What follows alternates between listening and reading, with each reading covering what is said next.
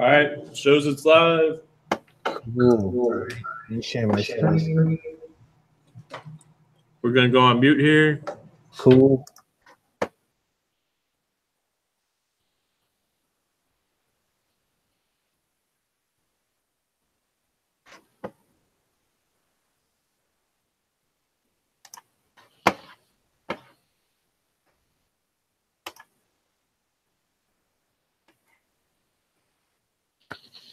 Okay. So welcome to another Frontside Lunch and Learn. This one is going to be high on CSS. Can you guys hear me all right down there? Yeah, you sound great. Cool. So yes, I don't know how I ended up with the title of high on CSS, but this is going to be a talk, like a intro, first steps into CSS, because as I was working with a few people, you know, they were new to front end development, new to CSS, and they're like, what is this CSS thing? What's this HTML stuff? They came from like different avenues to come over to front end development. So I said, all right, let me try to tackle explaining what CSS is.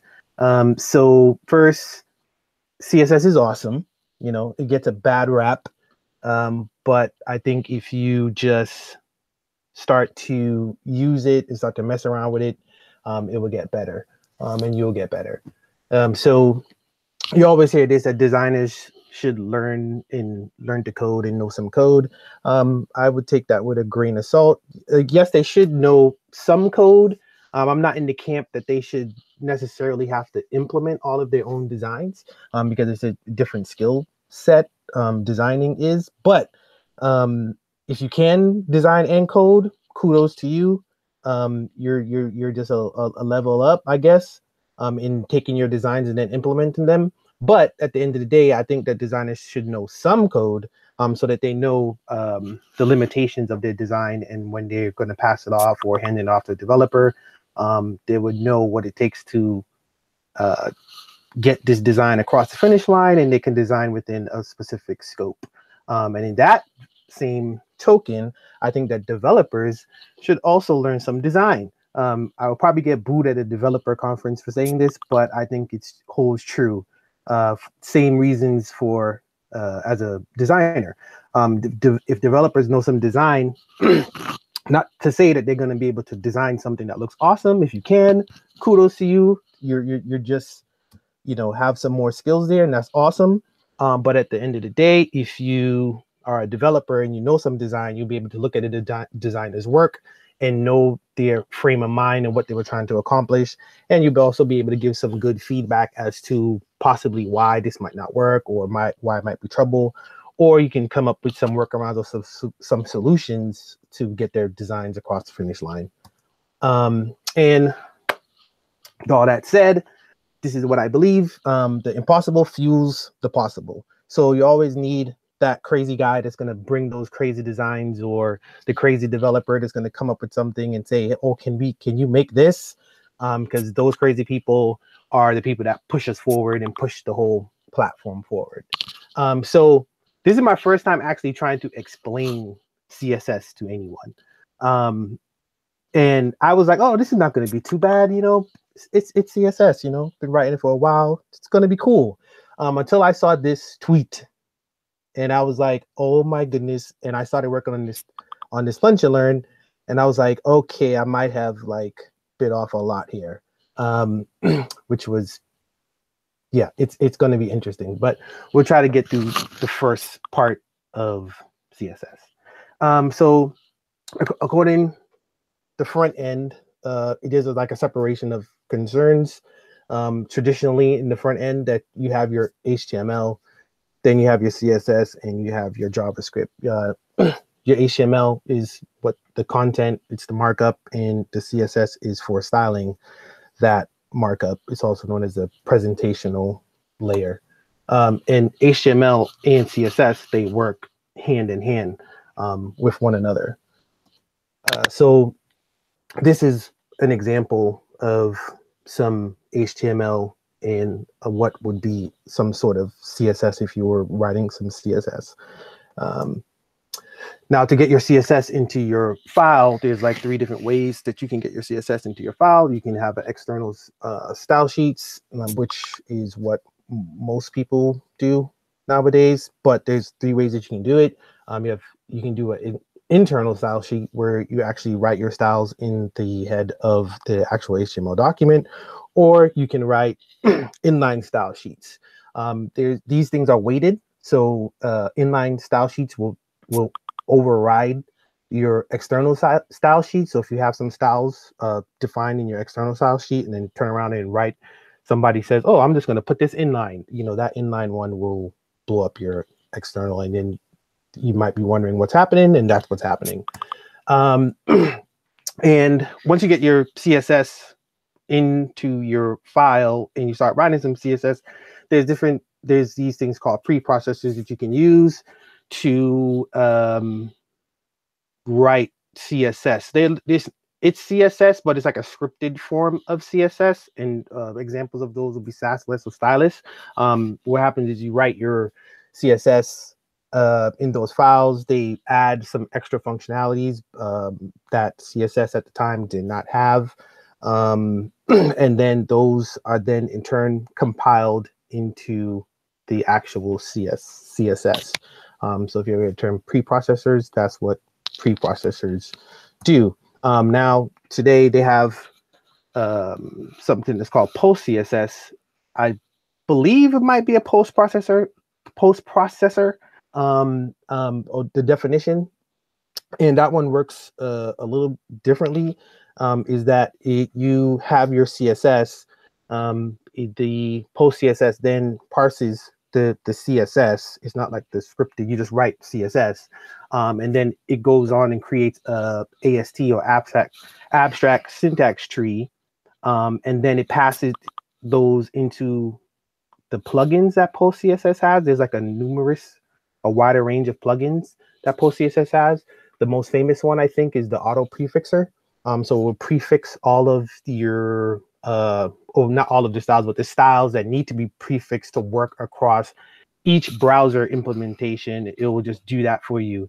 Then it stringifies that back to CSS, and it outputs your CSS file. So there's also some concepts of managing and organizing CSS.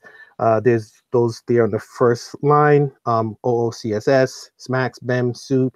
Those are different ways of actually naming your class names to give it some sort of organization, because naturally CSS, you could have some name conflicts that happen when you start writing your CSS. So those are ways of mitigating that. Then you have these other ones that are more recent. The CSS in JS, that's a discussion within itself, and that's a whole talk within itself. Post CSS and CSS modules or CSS modules, that's new. It's also the same sort of thing of managing and organizing your CSS to kind of scope down your CSS to a particular component, or so it's just not spread all over the place. You can kind of scope it down and mitigate those conflicts. And then inline styles, I don't write inline styles. If you want to write inline styles, that's you, but I don't know if that's like the best way to go about it. So you can't avoid this. This is the basis of the web, and it's known as the box model. And as you see there, where it says hello from the front side, that is like some sort of element, whatever element that you want it to be. And then around that, or within that, you can have padding. Around that, you can have a border, and then outside of that, you can have a margin. And if you look at the one lower to that, that's just like some sort of element with just less padding, less border, and less margin around it. So if you ever see something, an element or property, a CSS property called box sizing, that is what box sizing is dealing with, is this box model. So they have 2 different types of box sizing. You have border box and context box. Context box is actually the default of the web. And what context box does is it adds the padding and the border to the element. So if you have an element that's like, say you put like width 50 on it, and then you add padding and border to that, what's going to happen is whatever padding and border you put onto the element, it's going to add it to the 50. So people, that will throw some people off. It might throw your styles off. So people, nowadays, I think it's widely used that people use border box. So if you have the same 50 and then you add padding and border to that, it's going to then like scale down your content a little bit and calculate that padding and border to the overall size. So it's going to stay at that 50. It's not going to be like 70 or something like that.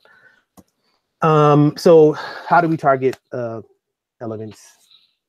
So if you have an HTML element, you could put a class name on it. That's the example that's showed here. And within your CSS, that dot at the front denotes that you want to get a class name. And then within that, you write whatever beautiful CSS that you want to write within that. So this is just an example broken out of the class name that was shown in the last one. HTML elements can have one, or they can have multiple class names. So you can write like several with a space, another class name, space, another class name, space, another class name. And that is called an attribute. On an element, there's other attributes that could be on HTML elements, but this one is just specifically a class name attribute. So then you have selectors. So in the example here, you see the dot denotes a class name, then you give it the class name you want, you write some CSS in there. And there's three basic selectors. There's an ID selector, there's a class selector, and then there's the element selector. You can combo these things and write more advanced selectors and longer selectors. So you can have like dot hero and then a space and then like a P or something, or you can, there's other CSS selectors that you can combine to do more advanced things with selectors. Let's see. This is just an example of the different kind of selectors. The first one is the one we were looking at. Second one is a ID that you want to select some ID on some element. And the third is an element selector that would select the elements. So when you're using these various selectors, there's specificity that goes along with it. So what happens is when you write a selector, they're like weighted in a sense, right? So a ID selector, let's see, they're written like this. So you can think about it like this 0, 0, 0 here. And numbers or selectors that end up to this in the far right column are less specific than ones that end up in the far left-hand column.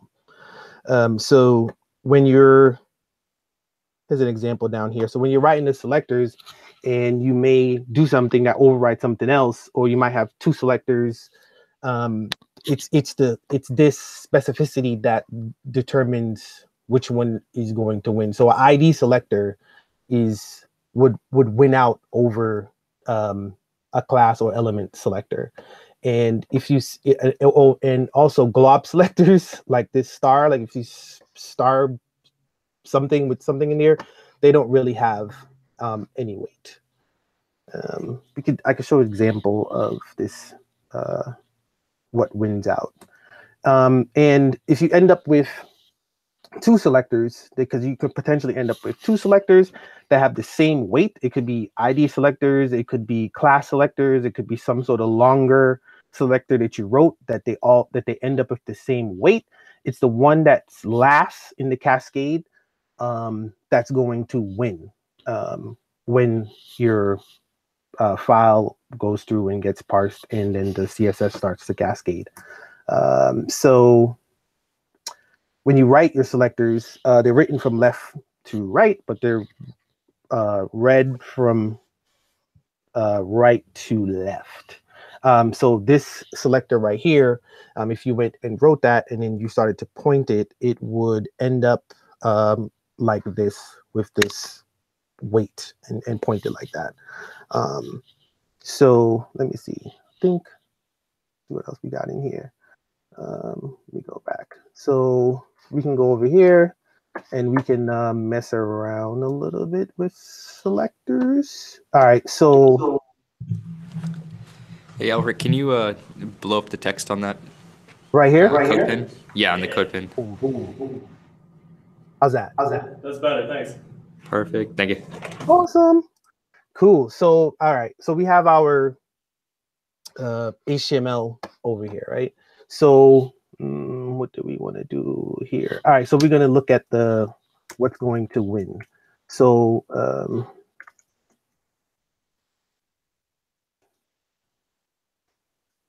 right. So I changed that to red, and nothing happened. It's still blue because the as we looked at in the slide, this company one here, it's on the same element. It's on this div, and there's two attributes, and inside our CSS, we're choosing to try to do this and do this. So the ID here is going to win over this class because it's weighted heavier. So if we remove this, this should turn red. Yeah, that should turn red. So let's see what happens. We can look at trying to do something like this, something that ends up with the same weight.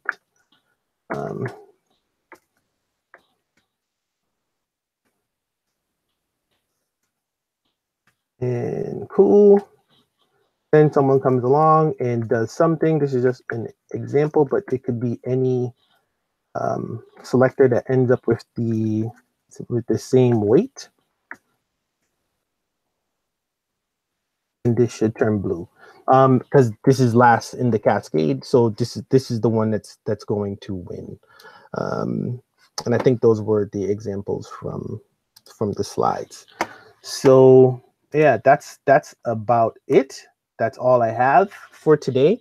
There's a lot more, and I'm probably gonna do like a few more iterations of this. But yeah, there's a lot more, and there's nothing to it but to just practice and mess around with CSS, and then you can start building some cool projects and cool UIs. Yep, and that's it for us from the front side, and peace.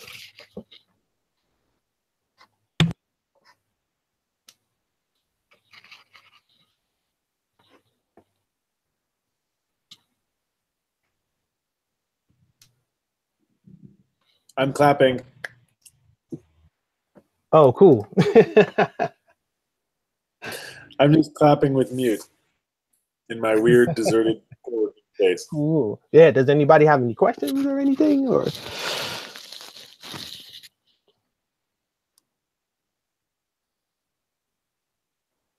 well, I think that's it. Well, I will stop the broadcast, and we will see y'all on the next one.